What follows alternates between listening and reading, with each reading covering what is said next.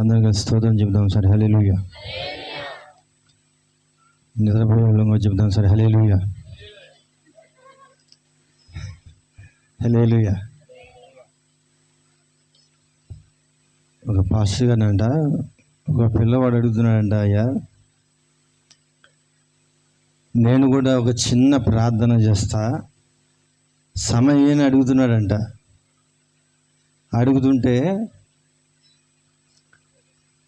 Pastor గారు ఇవ్వట్లేదంట. ఇవ్వకపోతుంటే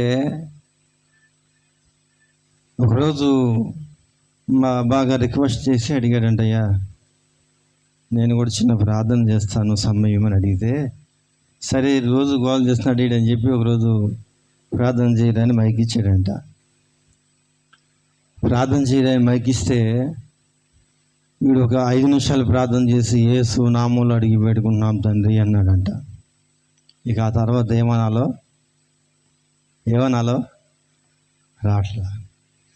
వీడు ఎన్నిసార్లు చూసినా యేసు నామములో అడిగి పెట్టుకుంటున్నాం తండ్రి అంటున్నాడు, కానీ ముగించడం అనేటువంటిది రాట్లా. వీడు ఎన్నిసార్లు చూసినా ఇంకా ముగిస్తాడేమో అని చెప్పి వెనకాల భాషగా చూస్తూ ఉన్నాడు. కానీ ఎన్నిసార్లు చూసినా యేసు నామములో అడిగి పెట్టుకుంటున్నాం తండ్రి అన్నాడంట. ఇక ఏమన్నా రాట్లా. ఇక ఇని 5 సార్లు అన్న తర్వాత పాస్టర్ గారు వెనకాల కూర్చున్నాడంట. వీడు యేసు నామములో అడిగి పెట్టుకుంటున్నాం తండ్రి అనగానే వెనకాల పాస్టర్ గారు అన్నాడంట, ఆమేన్ అన్నాడంట. ఆమేన్ అనగానే ఈయన అన్నాడంట, అదే అంటున్నాడంట.